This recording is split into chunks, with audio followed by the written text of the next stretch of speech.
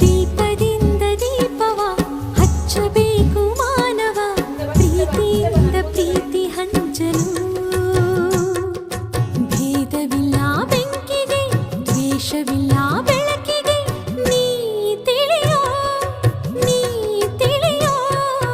ದೀಪದಿಂದ ದೀಪವ ಹಚ್ಚಬೇಕು ಮಾನವ ಪ್ರೀತಿಯಿಂದ ಪ್ರೀತಿ ಹಂಚಲು